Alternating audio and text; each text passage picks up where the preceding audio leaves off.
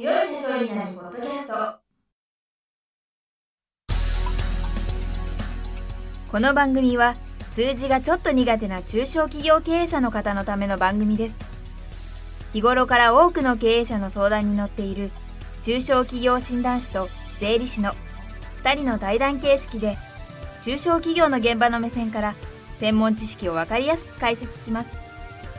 会社経営に数字を上手に活用していただくために、会計、税金、融資などをテーマにお伝えしていきます。こんにちは、中小企業診断士の六角です。いつも数字に強い社長になるポッドキャストをお聞きいただきありがとうございます。今回もスタジオに中小企業診断士の上野光雄先生にお越しいただいております。上野先生、今週もよろしくお願いします。よろしくお願いします。今回は上野先生の新刊から事業計画書に関する考え方についてお伺いしたいんですけれども、上野先生のご著書では、三流の社長は事業計画書が存在しない、二流の社長は必要に応じて作成し、一流は30年を見据えた経営計画書を作成しているということなんですけれども、正直これはそんなの分かってるよっていう感じのことなんですけど、分かってるよって言いながらやってない会社多いですよね。そうですね、私もねこれ書きながらというか、この事業計画書については当然あって、作るのが理想的な話かと思ってたんですよ。でただこの本を書く半年ぐらい前からいろいろ経営者の人と地方の出張があってですね、宮崎だとか鹿児島とかですね行ったんですね。でその地方のもうどちらかというと軍部のもう、田舎の方の社長さんがですね、ものすごいちゃんとしてるんですよ。ちゃんと事業計画書を書いてらっしゃるんですね。でそれを毎年半期に一遍とか1年に一遍とか社員と一緒に話をしながらですね、それをブラッシュアップしてるっていう姿を見て、やっぱり事業計画書ってやっぱり理想論じゃないんだと、実際やれば改善するんだっていうのが分かってですね、ここに書いたんですね。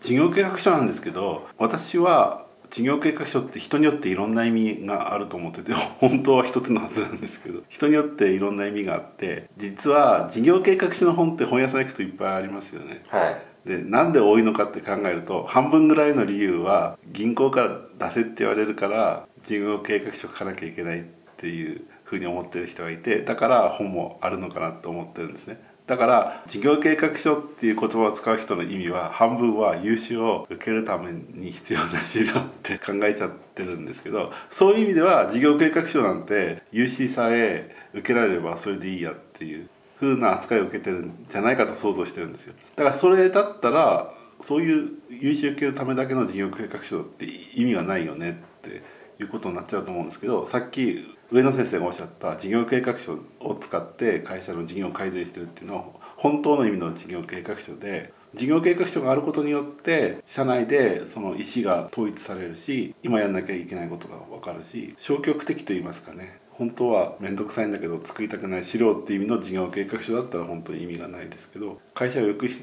ていくためのツールと考えてれば、本当に事業計画書はなくてはならないもんだなと思ってるんです。そうですね、はい。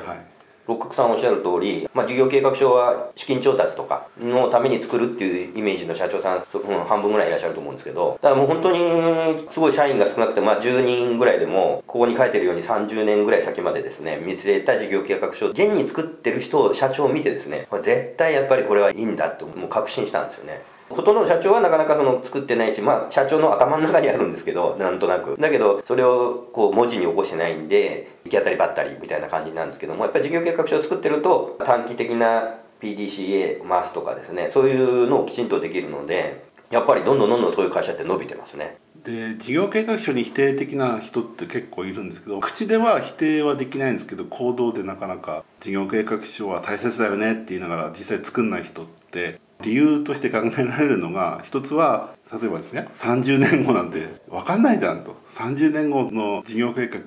作る意味ってないって思っちゃう人いるんですけど、私それは違ってると思ってて、事業計画書って1年経って2年経って修正していいと思うんですよね。だから現在の状況っていう前提で30年後どうなりたいのかっていうのを書くべきであって、それを嫌だっていう人は自分が約束を守れないんじゃないかっていうか、自分が掲げた目標を達成できなくなっちゃうっていうことを恐れてるんじゃないかなっていうのが一つあってですね。はい。で計画は例えばね30年計画立てるべきですけど、じゃあそれを何が何でも変えちゃいけないのかっていうとそんなことはなくて、環境が変わったりとかすればどんどん変えていっていいんで、ただ社長が何を考えてるかっていうのを示すためには必要かなと思うんですよね。もちろん最近はねベンチャー企業なんかで5年ぐらいでバイアウトしてしまうっていう考え方の経営者もいますし、会社の最終的な出口っていいますか、会社を最終的にどうしたいかっていうところは30年も続けるつもりないっていう社長さんもいらっしゃるでしょうし、それはもうそれに応じてですね10年でもいいし5年でもいいし作ればいいと思うんですよ。ただできればその事業なり会社なりがその事業を通じて地域を良くしようとか日本を良くしようとかですね、なんかそういうところを最終的なゴールみたいな感じに設定するとですね、自分たちのやってることとか自分たちの会社が単に自分たちのために儲けるためにやってるんじゃなくて、実は世の中を変えるとか皆さんの生活を良くするために役立つんだよみたいな、そういうところを認識しておくとですね、社員さんも含めて動きが変わってくると思うんですよね。そういう本当にそういうことをやってる社長をこう何名か見てですね、もうそれをぜひやっていただきたいなっていうのをすごく強く思ったんですよね。そうですよね。ドラッカーが仕事に意義を与えるって言ってますけど、今上野先生おっしゃった通り社会にどうやって貢献するかっていう部分を示すっていうことは、そのドラッカーの言っている仕事に意義を与えるっていう考え方になると思うんで、経営者の方って社員の方が自分の考え方をよく理解してくれてないって言うんですけど、理解する努力もしてないんですよね。そうですね。だから経営計画を作ることによって自分の考え方も理解されるのに、それを作らずに理解してもらえないっていうのはちょっと手抜きですよね。そうですね。社長自身が一人で作るというよりも、やっぱ社員にこう部門ごとにとか、社員の考えも反映させるようにこう社員にも考えてもらうっていう、やっぱりそういうのを作るとやっぱり三角意識が出てきますよね。逆にそれをやりすぎて事業計画書を作るの大変だみたいな社員もいらっしゃるみたいですけど、そこまでならないように適度に社員の意見もこう反映したものを作るとですね、やっぱそれですごい数字がこう向上している会社っていっぱいあるんですよね。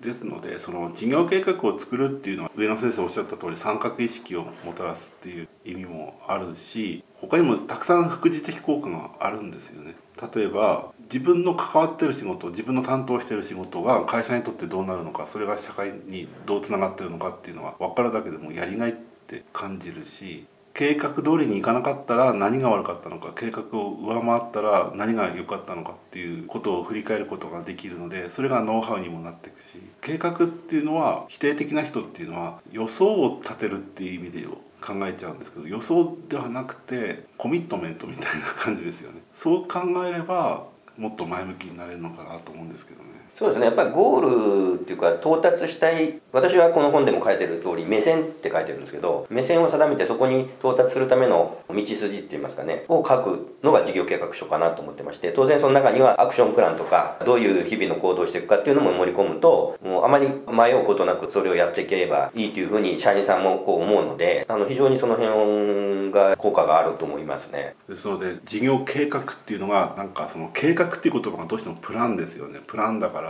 予想みたいに思っちゃってるんですけど、そうではなくて自分の経営者の意識を伝えたり、それから従業員の方の参画意識を強めたりする、そういうツールって考えてぜひ多くの中小企業経営者の方に活用していただきたいなと本当に思っております、ということで今回も時間となりましたので、またこの続きは来週お聞かせいただきたいと思います。上野先生、今週はありがとうございました。ありがとうございました。で今回も前回に引き続きお知らせさせていただきたいんですけれども、私がメールマガジンを配信しておりますので、ぜひ読んでみたいという方はこのポッドキャスト配信ブログにメールマガジンの登録フォームがありますので、そちらからご登録をお願いできればと思います。なお登録していただいた方には私の書いた本を送らせていただきますので、ぜひこの機会にお申し込みいただきたいと思います。ではまた来週よろしくお願いいたします。